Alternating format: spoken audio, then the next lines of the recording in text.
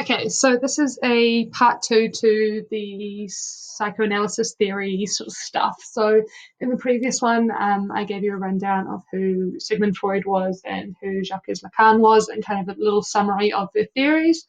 And then we looked at how how the role of a tragedy is present, how Richard's deformed self kind of influenced things, how he fits the psychopathic role or tendencies, but also how he doesn't, how language helps to show us his authentic self at the end of the text, his unconscious guilt, and therefore his desire, and therefore how his desire might also link with an Oedipal complex and be a link to his mum, and then perhaps acceptance of the villain role, or kind of ultimately a removal of the villain role at the end of the text, and looking from there. So this is how we've got Richard's identity so far. To give you a summary, he's influenced by his deformity naturally. We've analysed that in general in class, that deformity is a big part of his identity. All that it takes is that we're now applying how somebody who is looking at psychology and psychiatry and the brain sees that is due to childhood trauma linked to the deformity, and the title of being an exception and being owed something for that trauma. So that's just an extension on what's already kind of been discussed in the text. This leads to an unconscious guilt. The unconscious guilt drives desire. The Oedipal complex or Oedipus complex drives desire, and the lack of desire is being filled, and uncertainty of identity leads to a slight breakdown, and then his authentic self being revealed through remorse at the end of the text, and then cured through death at the end of the text.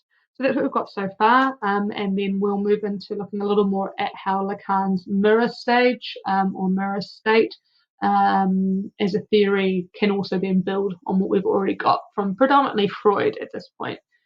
Just as another disclaimer, this is largely using what has been present in the Hearns Lacanian analysis of Richard III, which is linked in the video as well, for you to have a free read. So it's linked to that. Sometimes it's just copied. If it's in italics, it means I have rephrased or built on it myself, and then quotes should be in bold. So yeah, just another disclaimer on that.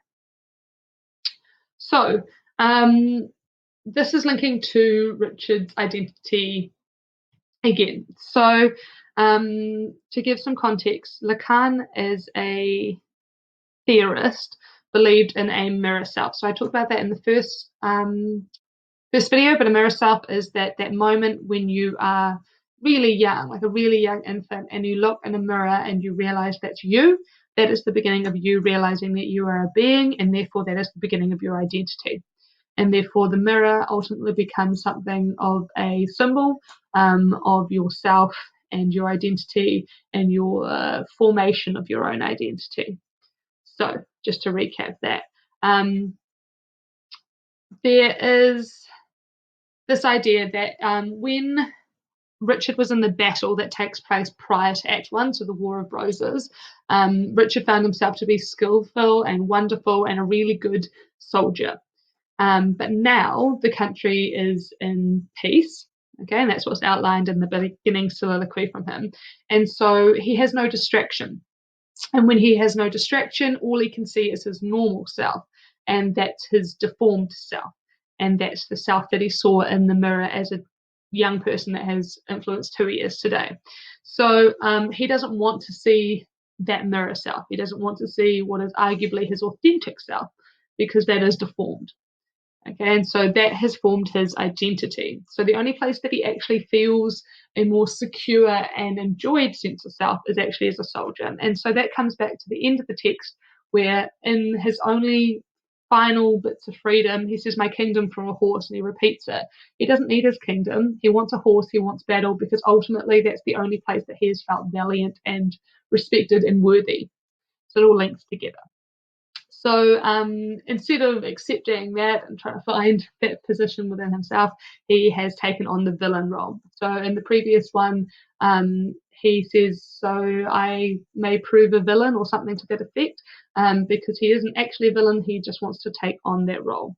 So he rejects his mirror self. So if you're looking at it as a theory, so under Lacan theory, in the Act 1, Scene 1 soliloquy, we see Richard reject his mirror self and to create a new role as a way of countering this and providing himself with a sense of fulfillment. So that's just a simple way that you would put it into an essay.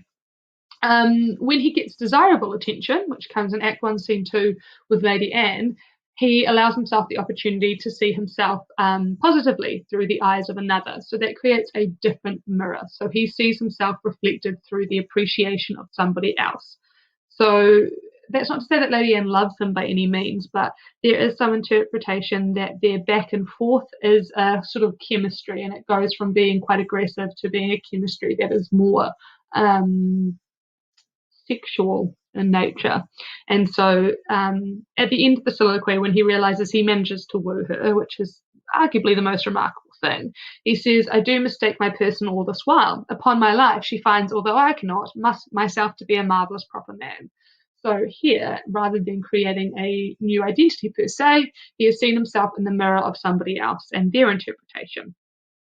And finally wishes for the sun to shine out so he can watch his shadow pass. So here Richard has allowed himself to identify with an image of himself. And in Lacan theory, this is an imaginary phase of identity or self. So that's another part of Lacan's theories, which you're more than welcome to look up in more detail. They can be a little bit confusing, but if you find the right sources, it might be easier. So he's created an alternative reality rather than going with the mirror self. And in addition to that, Lacan's theory of the imaginary and the imaginary phase of identity allows him to also find another way to view himself through the eyes of others. And that happens at the end of Act 1, Scene 2. Freud thinks it's important to create a core identity. So this previous bit's Lacan, but Freud links in nicely with it here as well. So he thinks it's important to create a core identity. Otherwise, you'll never be able to unite your inner and outer worlds. So Richard, as we've kind of discussed already, doesn't really do this truly until the end of the text. And perhaps this is the reason behind his demise. So for all his power and his skill and manipulation that he has in the text, he never finds his core identity and true self. And if you like the idea of the Oedipal complex, or you think it's worthy of discussion, I'm not sure where I stand on it, but you can all link that in. So because he never finds his true self, his mother rejects him, he can't take the place of his father, he's done a lot of terrible things, he feels like he's above the law, but also seemingly from that makes him excluded and separate. They all fit together, and he hasn't managed to find that true identity. And if you look back at the previous video with that use of language, it shows us that at the end perhaps he does have true remorse and is his true self at the end, if only briefly. So does he have two sides, the manipulative side that we see with the feigning of humbleness and modesty, and then the real side, which is his villainous side, or is there a third side once again, which is actually the very much the true one that we see him say at the beginning, I want to prove myself a villain, and then at the end when he actually has remorse. So those are the only two moments in the text that we actually see a true, authentic Richard as a character. That's worthy of discussion. So when analysing Richard's character under a Freudian or Lacanian lens, we can see how he can do the dreadful things that he does do. So these are his quotes towards the end of Act 1, Scene 1. Plots I have laid, inductions dangerous, by drunken prophecies, libels, and dreams, to set my brother Clarence and the king in deadly hate, the one against the other. So this is showing his dreadful things that he does, but it's not necessarily him as a character, but a reflection of his own insecurities, lack of core identities, and mummy issues. So his lack of identity coming from his rejection of his mirror self and his inability to create comfort from that has led him to create this persona, and that persona has led him to create or commit the deeds that he does.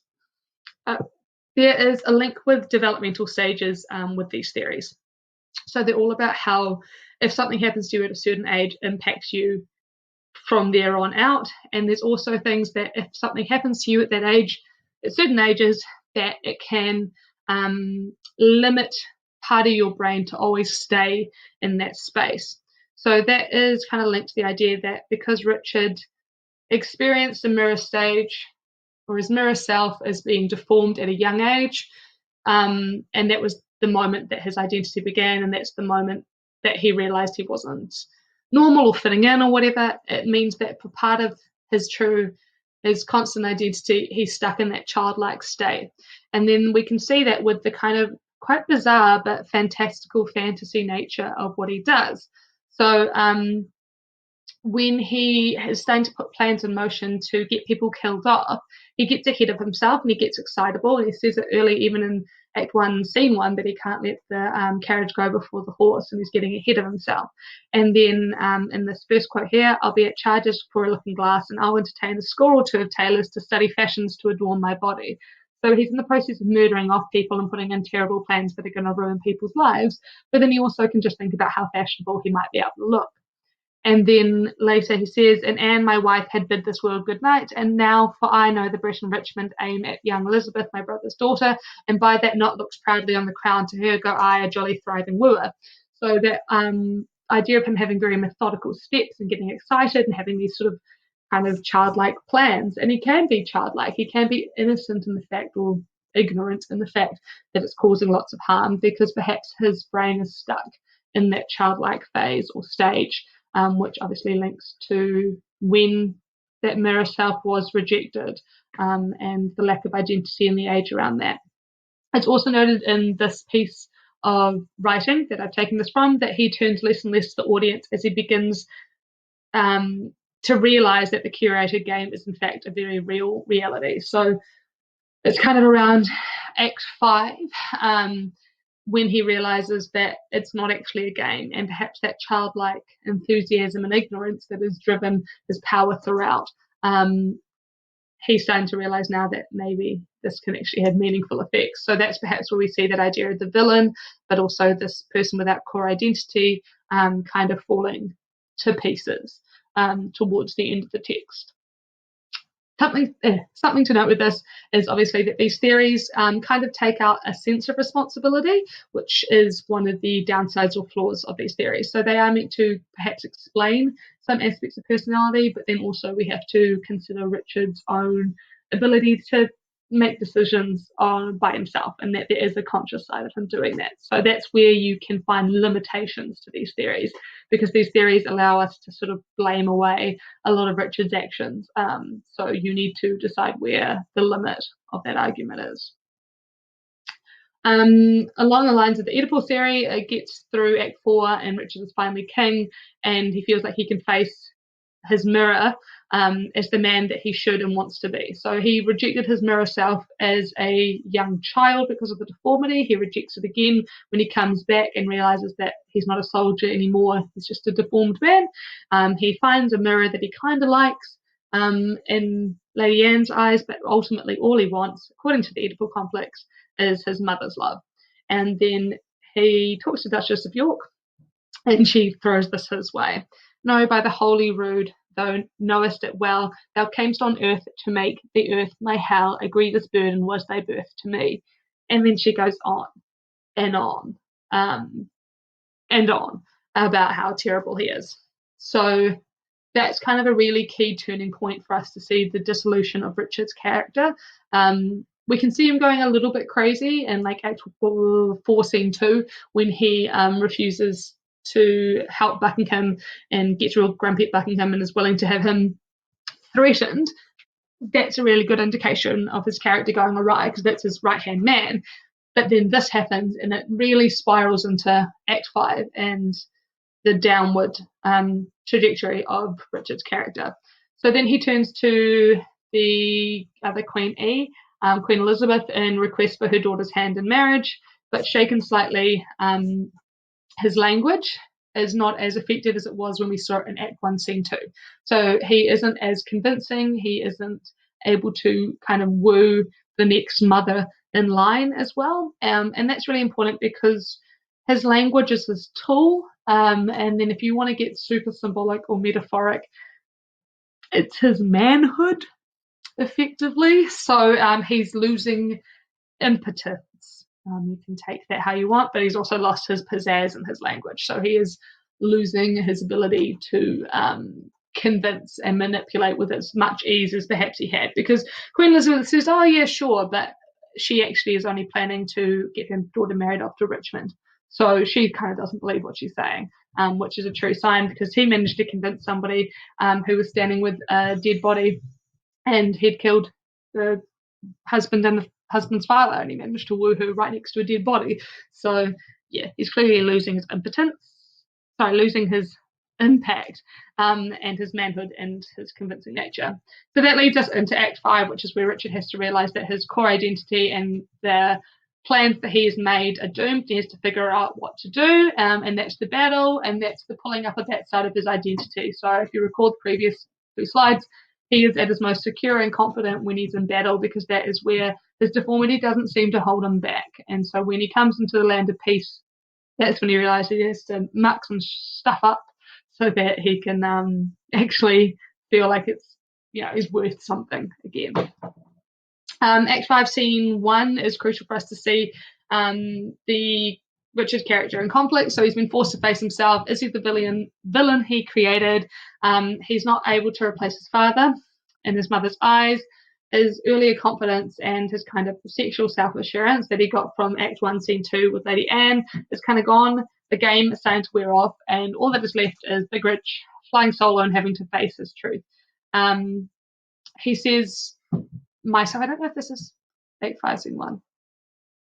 We'll clarify that. He says myself 9 times below, so he clearly doesn't know what or who that is. And this is kind of a good reflection of his lack of core identity coming to the fore, and him realizing that. So if you read through that, you can pause this and read through. I'm not going to read through that whole extract, but lots of questions, lots of repetition, and really clear. So he has this big moment and he realizes that the only thing that did sit right was being a soldier. And so he says, slave, I have set my life upon a cast and I will stand the hazard of the die. And off he goes, ready for battle. So what should you take away from all of this video and the other video and everything like that? So according to Lacan's mirror stage theory, or mirror self theory, Richard has not been able to find his own identity in a comfortable way, and thus he's focused on his deformity as a way of working through that, and then because of that he's created the villain character. So the lack of success in the mirror stage in the childhood has led him to create other identities. Freud's approach is that this sort of trauma creates the role of the exception, so people who expect more or above the world as they are owed something, and then that impacts the unconscious sense of guilt attached with his deformity that doesn't allow for him to process guilt for his actions and leads him to being very desire heavy and guilt low. So through his childhood trauma and the lack of acceptance from his mother, Richard has sought out to replace his father and gain his mother's desires through those means, which is the Oedipal complex. So that kind of summarizes everything that you can take as much as I can summarize it. Okay, so the mirror stage, the lack of guilt, and the childhood trauma and the deformity all play a role. And ultimately that leads Richard to not have a core identity, to play the role of a villain, to not have that acceptance, and that's kind of influenced a lot of his actions.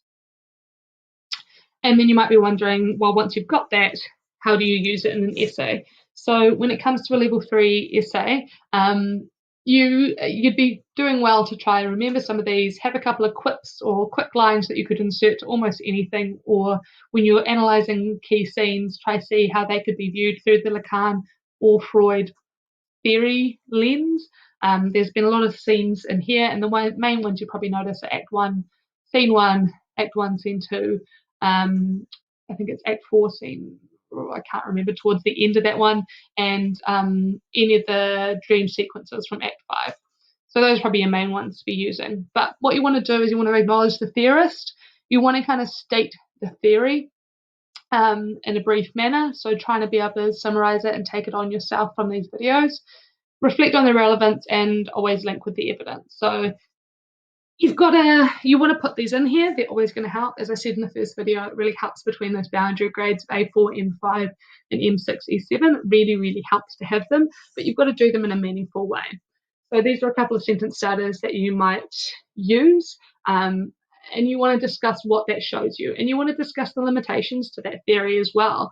Whilst you could include it, you can say something like, when evaluating Richard's decisions with the Lacanian lens, we can see, that this is largely due to his lack of acceptance at the mirror stage. However, there is a limitation to Lacan's theory because, and then you can go into it. So you can see the limitations to it, and you can argue that you can see a part of it, but also you have to acknowledge something else. Another sentence starter, it is evident from Richard's Oedipal complex. This doesn't make sense. It's evident Richard's Oedipal complex has driven him to try and gain desire and success through replacing his father. However, in Act 4, we see he is unsuccessful, ... Lacan would suggest that Richard's focus on his own deformities in the opening soliloquy comes from a traumatic mirror stage, and thus a detachment from a meaningful sense of self and identity. Easy peasy. In his theories, Freud, or Lacan, suggests ... We can see this through Richard's character when ... That's probably the most easy way to do it. Just slip it in. And another easy one is, it is clear Richard has two very different personas in the play, leading us to query his authentic self. Theorist Lacan, or theorist Freud, would suggest ... So that's it. Hopefully, you've been able to gain something from this and, yeah, be able to use some in your essays to sound infinitely more intelligent. Thank you.